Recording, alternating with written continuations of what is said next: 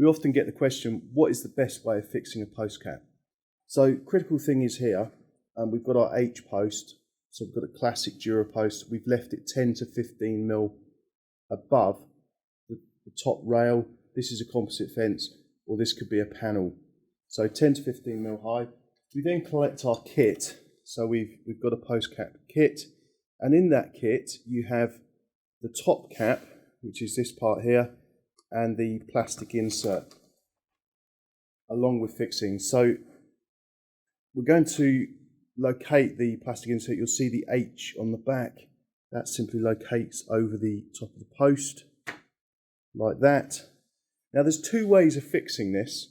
Either you can fix straight down into the rail or the panel, just like so, like that, or the self-colour fixings which come with the kit, which looks like that.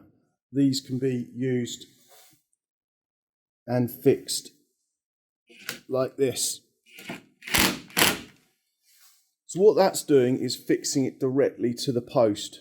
Now, where you've got a stepping post, obviously you can't fix in one side, so this is the preferred way. We then get our cap, which looks like this, and because we have a fixing on the front on this one, we're going to locate it like that. Now to finish off with the set, you also get two self-colour screws like that.